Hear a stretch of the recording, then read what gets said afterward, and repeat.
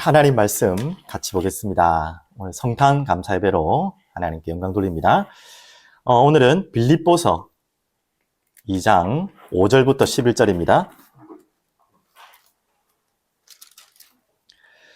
빌립보서 2장 5절부터 11절까지 신약성경 320페이지에 있습니다.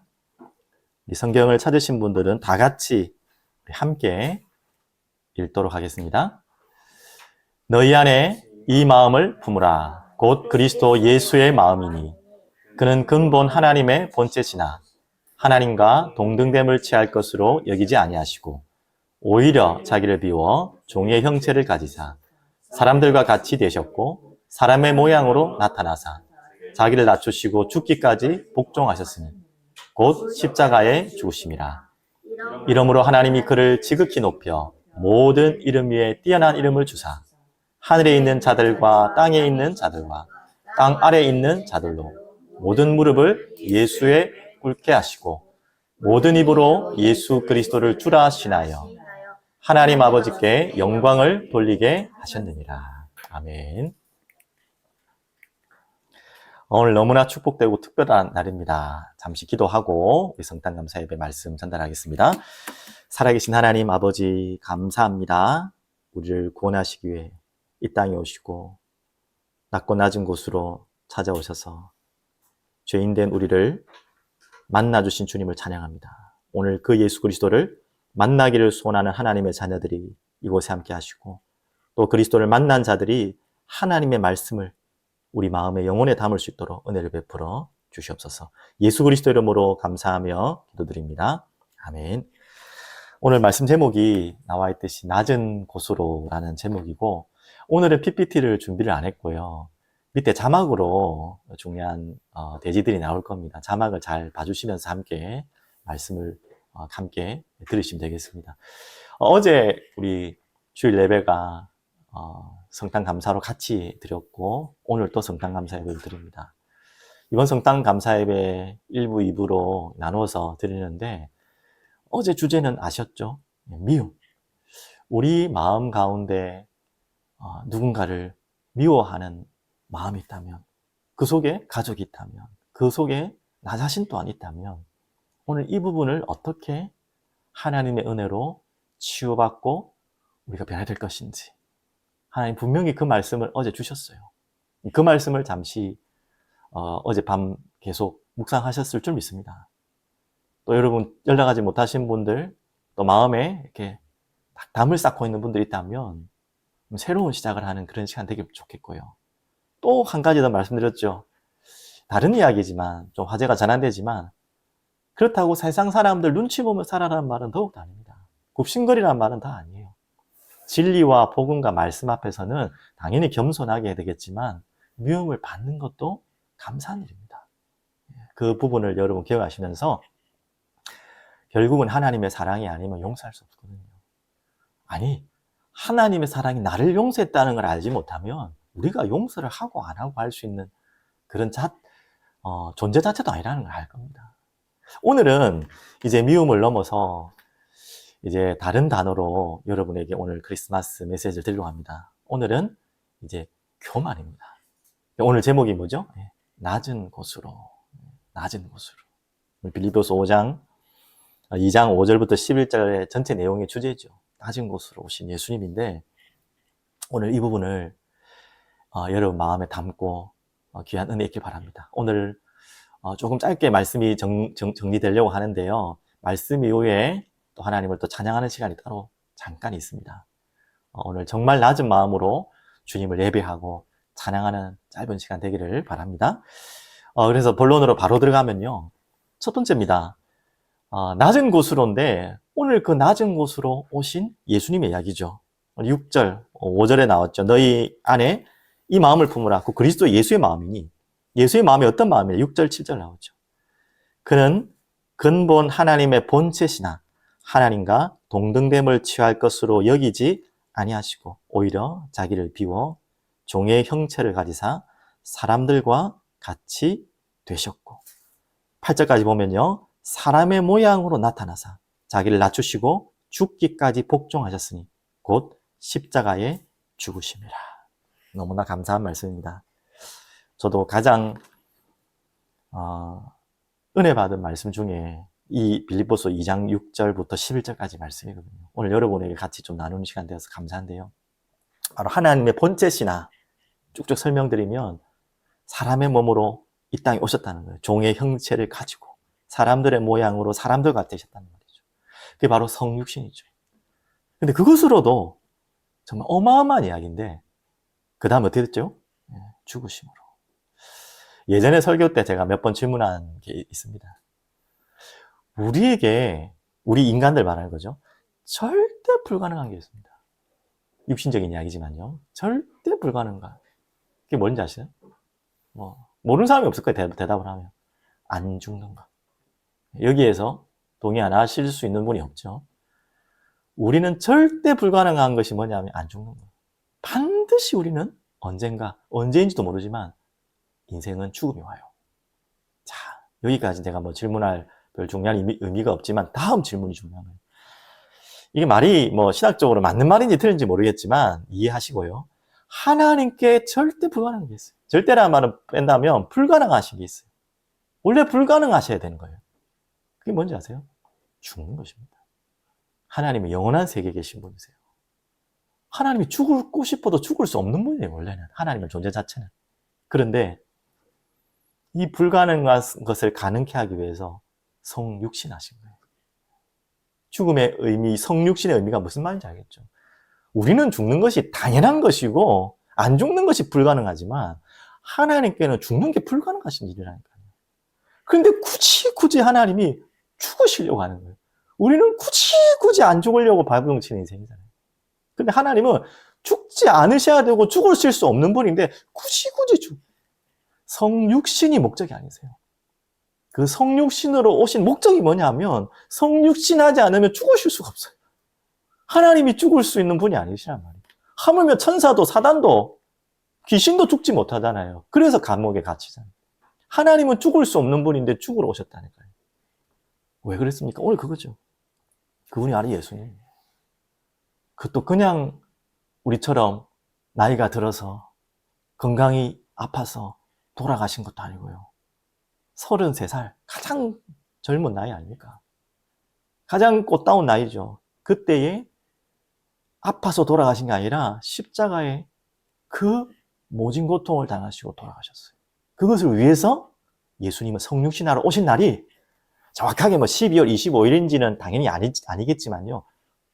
크리스마스, 그날입니다. 낮은 곳으로 오신 이유가 뭐라고요?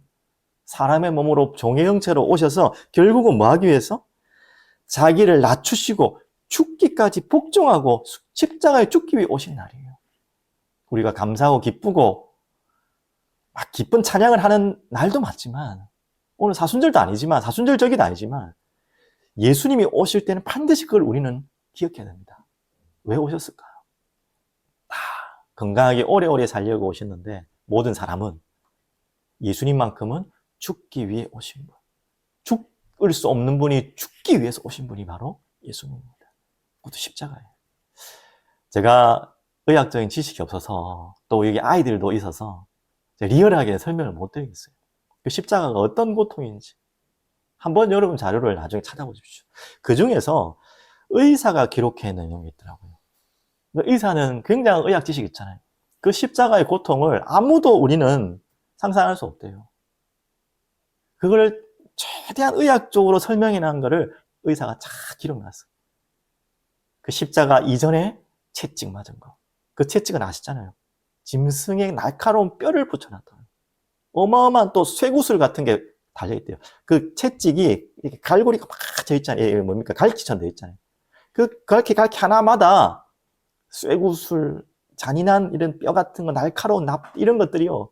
다 담겨있는 것을 때리는 것이 태양이에요. 그 죽기까지 이미 십자가 달리기 전부터 이미 죽을 만큼 어두트렸어요. 그리고 십자가 달리셨는데요. 그 고통을 다 설명할 수 없답니다. 일단 숨을 쉴 수가 없어요. 매달려 있으니까. 그래서 호흡을 하기 위해서 몸을 본능적으로 손과 발이 못이 박혀 있으니까 숨을 쉬려면 이렇게 끌어올려야 돼요. 몸을. 횡격만 올려야지 숨을 쉴 수 있으니까. 그러면 손과 더 설명 안 되겠죠. 아이들은 말하죠. 웃을 일은 아니지만 그만큼요 고통스러워요. 그리고 그 의사가 설명하는 건 그 고통도 말할 수 없지만 정말 최고의 고통이 뭐냐면 목마름이래요. 우리는 상상할 수 없겠죠. 아이고 뭐 목마르면 뭐 목마른 게 뭐 고통이냐? 뭐 물 먹으면 되지. 좀 참을 수 있지. 우리는 그 정도로 목마름 당해본 적이 없어 인생에서. 근데 여기에서 타는 목마름은 피가 빠져나가면서 오는 목마름이에요. 그래서 타는 목마름이란 말이에요. 이걸 말입니다. 예수님이 아프다 힘들다 한 말보다도 여러분 잘 아시죠? 내가 뭐 하다 했죠? 목마르다. 그 고통을 우리가 말할 수가 없고 타는 목마름. 그래서 막 뭡니까 이게 포도주를 이렇게 적셔가지고 드리는데 안 먹고 하잖아요. 그 타는 목마름 아무도 상상할 수 없대요. 제가 오늘 왜 이렇게 길게 설명합니까? 낮은 곳으로 오신 예수님. 하나님께서는 절대 불가능하신 일인데 그걸 가능케 하시기 위해서. 그러면 무엇 때문에 이렇게까지 하시는 거예요? 뭐가 답답하셔서 그분이? 그 이유는 여러분 잘 아실 겁니다. 우리의 죄를 위해서. 아니, 나의 죄를 위해서. 하나님을 불순종했던 그 죄. 사단의 말을 따라가고 내가 왕이 되려고 했던 그 죄. 그 죄를 우리를 해결하기 위해서 나는 왕이 되려고 했는데 왕이신 하나님은 낮은 곳으로 오신 거예요. 이런 얼토당토하는 일이 있습니까? 바로 그날이 크리스마스. 자, 그렇다면 이 예수님의 마음이 그 마음이에요. 오늘 그 5절에 나왔죠. 너희는 무슨 마음을 품으라? 이 마음을 품으라. 그리스도 예수의 마음입니다. 자, 그래서 오늘 여러분과 제가 품어야 될 마음. 자, 낮은 자의 하나님이시라는 거예요. 야고보서 4장 6절에는 여러분 뭐 지금 찾기 어려우시겠지만 제가 성경 구절 읽어드리면 이렇게 나옵니다.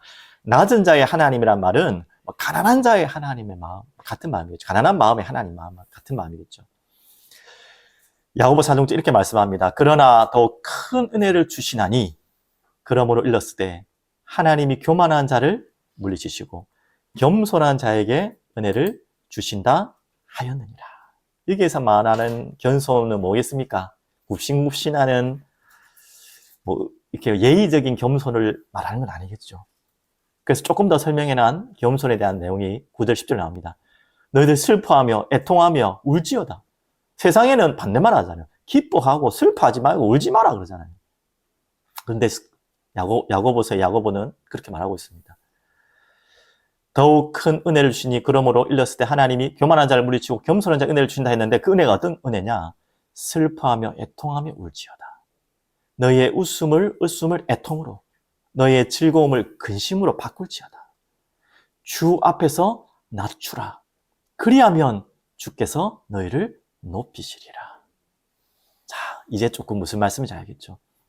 그리고 가장 여러분이 잘 알고 있는 말씀 마태복음 5장의 팔복의 말씀 심령이 가난한 자, 애통한 자, 의에 줄이고 목마른 자, 의를 위하여 핍박받는 자 다 공통적으로 뭐라고요?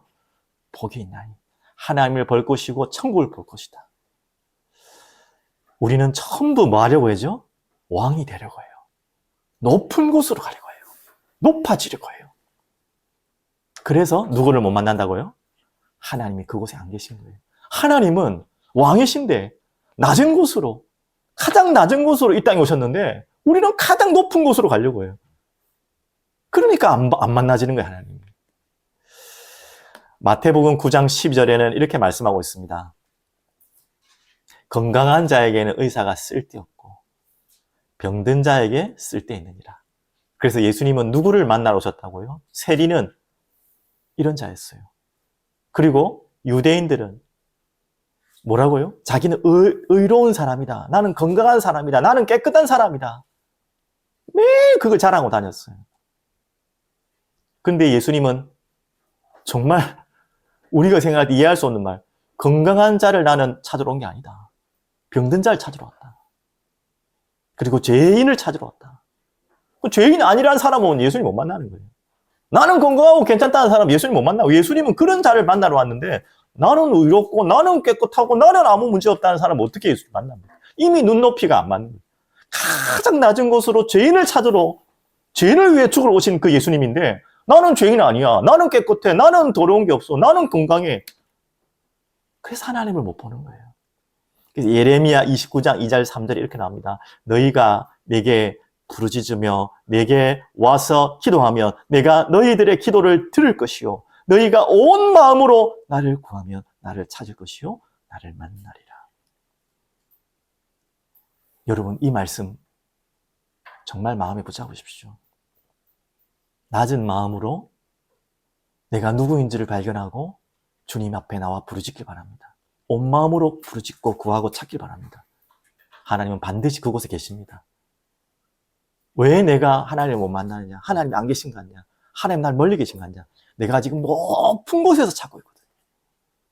내가 높은 곳에 올라가기를 원하거든요. 하나님은 낮은 곳으로 계속 가고 있는데 나는 높은 곳으로 가고 있어요. 어떻게 접점이 있겠습니까?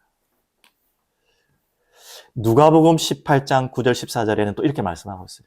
바리새인은요 이렇게 말해요. 자기는 의롭다 그러면서 나는 이렇게도 하고 이렇게도 하고 이러면서 자랑을 합니다. 그러면서 남을 멸시합니다.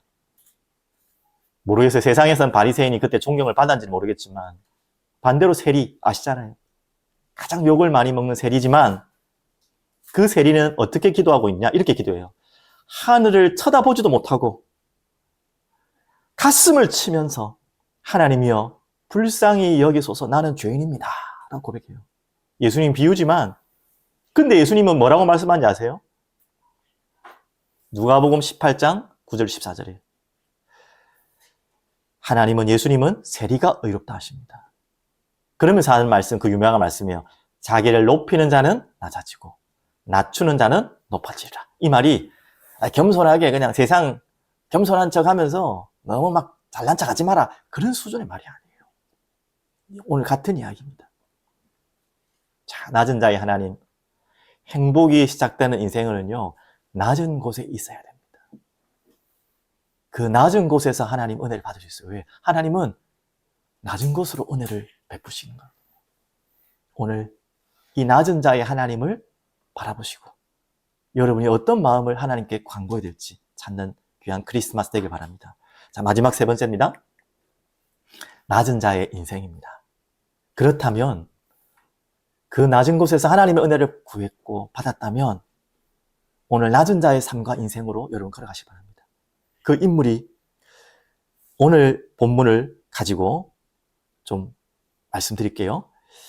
안 읽었지만 오늘 본문이 아니네요. 빌립보서 2장 17절. 자, 첫 번째 낮은 자의 모델은 예수님이죠. 죽기까지 복종하시고 십자가에 죽으신 그 예수님이 우리의 모델이에요. 낮은 자의 모델이에요. 그러면 그 모델을 따라가서 또 다른 가장 좋은 모델이 누구죠? 우리는 알고 있는 바울입니다. 17절, 빌립보서 2장 17절. 만일 너희 믿음의 재물과 섬김 위에 내가 나를 전제로 드릴지라도 나는 기뻐하고 너희 무리와 함께 기뻐하리니. 지금 바울이 왜 이 말을 한 줄 아십니까? 이 빌립보 교회를 향한 마음이에요. 진짜 마음이에요. 새해 메시지를 빌립보서 말씀을 준비했어요. 미리 좀 말씀드리면. 근데 이 빌립보 교회와 바울의 관계가 가장 돈독한 관계였어요. 얼마나 빌립보 교회를 사랑했냐면 빌립보 교회를 향한 마음이 이만입니다. 너희가 만일 너희 믿음의 재물과 섬김이 내가 나를 전제로 드린다. 전제로 드린다는 말은 나를 완전히 다 드린다는 거예요. 하물며 내 인생도 드리고 죽음까지도 드리겠다는 거예요. 예수님의 마음이죠. 예수님의 마음을 본받은 자의 모델이죠, 바울이. 그래서 어떻게 해요? 그렇게 되어서 너희들이 신앙이 성장하고 교회가 성장하고 영적으로 자란다면 나는 그것 때문에 기쁘겠다. 절대 허풍 아닌 것 같아요. 바울은 진짜 그렇게 살았고 진짜 그렇게 말씀만 한 게 아니라 살아왔던 사람이에요. 자, 이런 바울의 또 제자입니다. 그게 바로 2장 22절 디모데죠. 22절이 나왔죠? 2장 22절이 나옵니다. 디모데의 연단을 너희가 안 하니 자식이 아버지에게 한같이 나와 함께 복음을 위하여 수고하였느니라.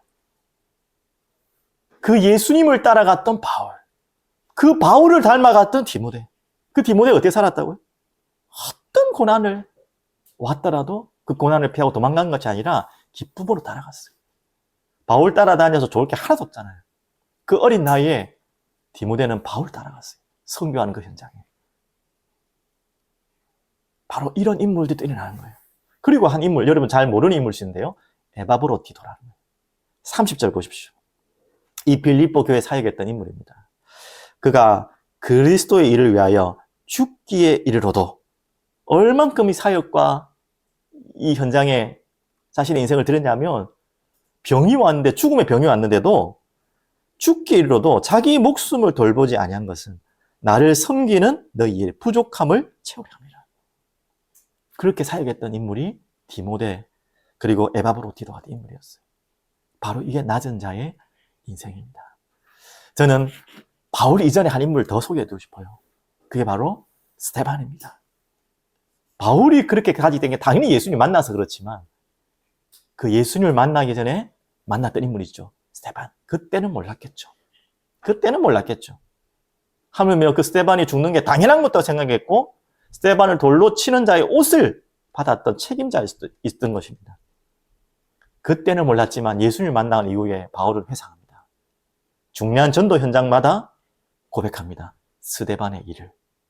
그 말은 이미 예수님을 만나기 전이지만 항상 마음에 짐이자 모델로 보고 싶다는 거예요. 근데 그 스데반이 돌에 맞아 죽으면서 어떤 얼굴이었다 했죠? 죽을 고통의 얼굴이 아니었어요. 천사와 같았다. 그러면서 스데반은 저들을 원망하며 죽었습니까? 저들을 용서해라라고 기도했어요. 그걸 바울이 봤던 겁니다. 그게 바로 낮은 자의 인생입니다. 오늘 여러분과 저희가 그런 인생 되길 바랍니다. 특별히 우리 모든 목회자를 위해, 지도자를 위해 기도해 주십시오. 지도자, 특별히 목회자, 전도자라고도 할 수 있겠죠. 절대 군림하는 자리가 아닙니다. 섬기며 섬기는 인생입니다. 예수님 또한 군림한 적이 한 번도 없어요. 섬기러 오셨고요. 발도 씻어주셨고, 그런 행위를 하라는 게 아니에요. 그런 퍼포먼스를 하는 게 아니에요. 예수님 퍼포먼스 한 게 아니잖아요. 마음과 중심으로 섬기는 인생이에요. 군림하는 자리에 오르는 그 순간부터 우상, 내가 군림하겠다는 사람은 없겠죠. 하지만 그렇게 보인다면 그건 틀린 것입니다. 존경하지 말라는 건 다른 이야기예요. 맞죠? 이 바울은 가장 군림할 수 있는 자리에 많은 역량을 자기가 마음껏 가지고 누릴 수 있는 자리에서 바울은 하나도 누린 적이 없어요. 하물며 바울이 누린 것은요, 빌립보서에 나오면 이렇게 나옵니다. 4장 13절. 내게 능력 주신 자 안에서 내가 모든 것을 할 수 있느니라. 누렸네. 많은 것을 했네. 이 구절만 읽으면 그렇게 오해할 수 있어요. 하지만 그 앞구절 읽어야 돼요. 나는 비천에 찰 줄도 알고 풍부에 찰 줄도 알아. 모든 일 곧 배부름과 배고픔과 풍부와 궁핍에도 찰 줄 아는 일체의 비결을 배웠노라. 그러면서 내게 능력 주신 자 안에서 내가 모든 것을 할 수 있느니라. 또 아시죠? 이 글을 고백했던 자리가 어딘지 알죠? 전도하다가 빌립보 감옥에 갇혀서, 지금 빌립보 감옥 아니죠, 그렇죠? 감옥에 갇혀서 썼던 내용이 바로 이 내용입니다. 이게 불쌍한 인생 같습니까? 정말로 감옥까지가 낮아진 인생이라서 비참한 인생 같습니까? 바울은 원래 그런 인생이 아니거든요. 높은 자리로 갈 수 있는 높은 곳을 향해 갔던 인생이었거든요. 그런데 예수 믿고 가장 낮은 곳으로 계속 들어가요. 근데 그 누구도 바울이 불행하다고 한 사람이 없어요. 불행해 보이다고 한 사람이 없어요. 세상 사람들은 몰라서 그렇겠지만 바울은 가장 행복한 사람이었어요. 그 고백이 19절이에요. 4장 19절. 나의 하나님이 그리스도 예수 안에서 영광 가운데 그 풍성한 대로 너희 모든 쓸 것을 채우시리라.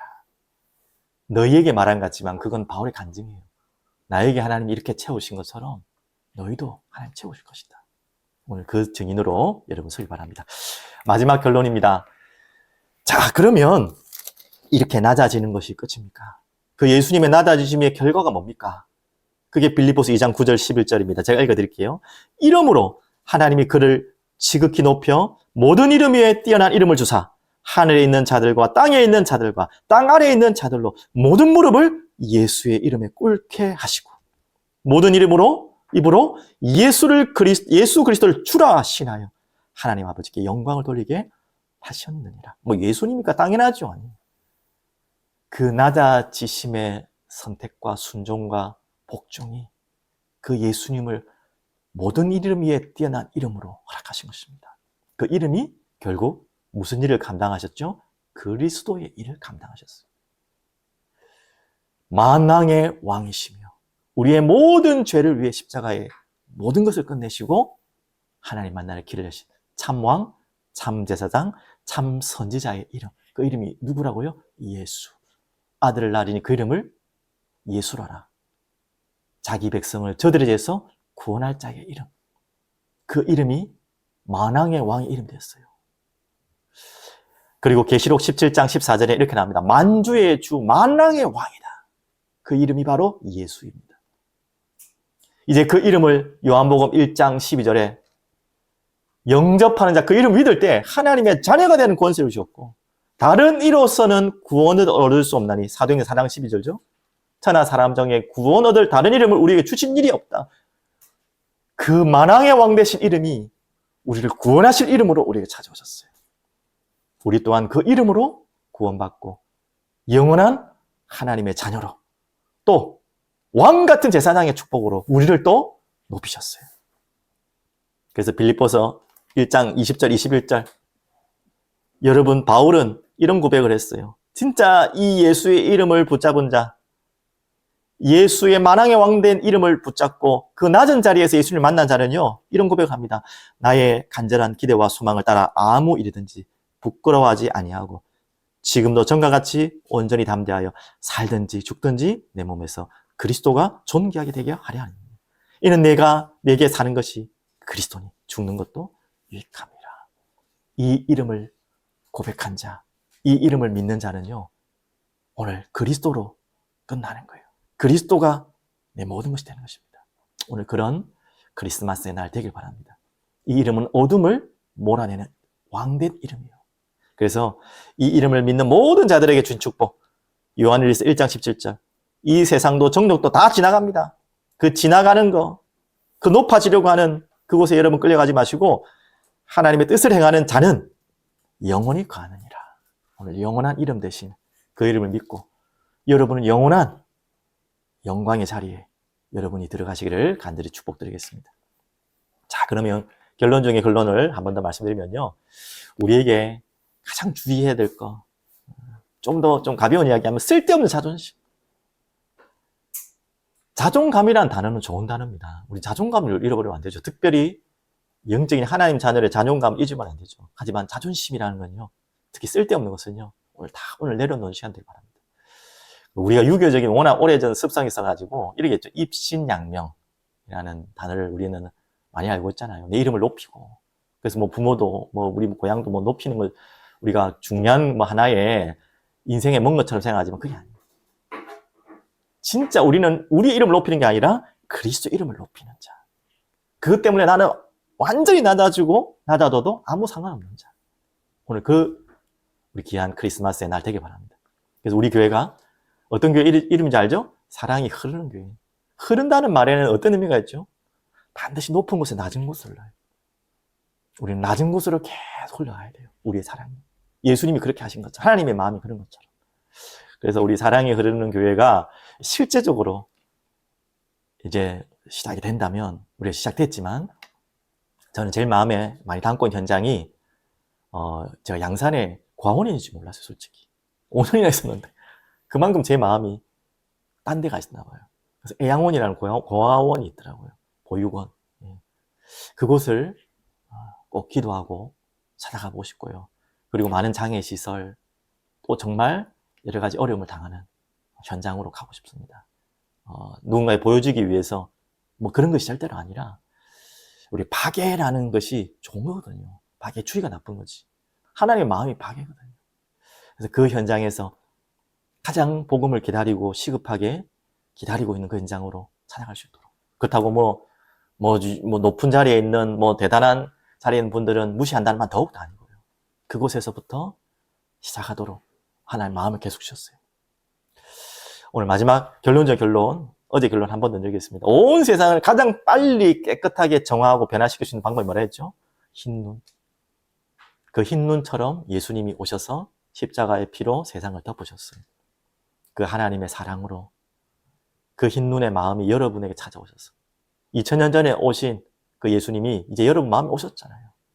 여러분 마음에 찾아오시고 내리셔서 하나님의 은혜로 여러분의 마음이 더 낮은 곳으로, 하나님이 주시는 그 보는 마음으로, 그 보시는 그 현장으로 갈 수 있도록 기도하는 귀한 크리스마스 되기를 간절히 축복드립니다.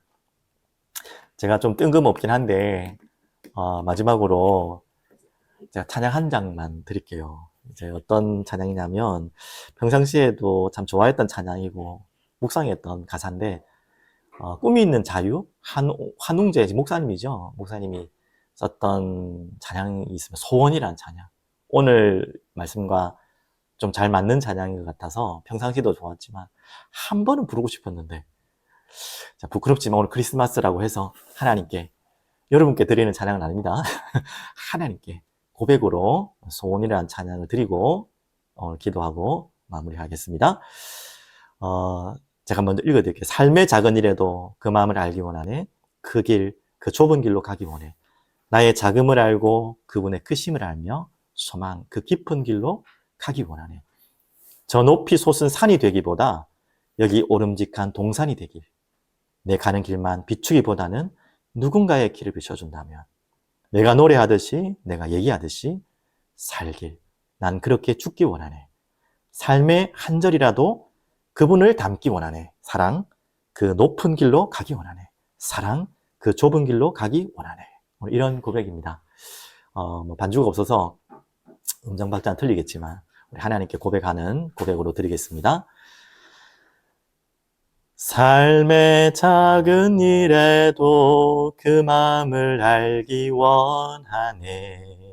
그 길, 그 좁은 길로 가기 원해. 나의 작음을 알고 그분의 크심을 알며 소망, 그 깊은 길로 가기 원하네. 저 높이 솟은 산이 되기보다 여기 오름직한 동산이 되기. 내 가는 길만 비추기보다는 누군가의 길을 비춰준다면 내가 노래하듯이 또 내가 얘기하듯이 살기. 난 그렇게 죽기 원하네. 삶의 한 절이라도 그분을 닮기 원하네. 사랑, 그 높은 길로 가기 원하네. 그 좁은 길로 가기 원하네. 그 깊은 길로 가기 원하네. 아멘. 기도합니다. 살아계신 주님 감사합니다. 우리의 소원이 낮은 곳으로, 낮은 자의 마음으로 그곳에서 기다리고 계시는 주님을 뵙고 그분과 함께 걷기를 원합니다. 주님 은혜 주시고 이 크리스마스 성탄이 우리 마음속에 있는 모든 미움이 떠나가는 자리, 우리가 높아진 모든 교만의 마음이 무너지는 참된 성탄의 날 되게 하여 주시옵소서. 감사드리며 살아계신 예수 그리스도 이름으로 기도드립니다. 아멘.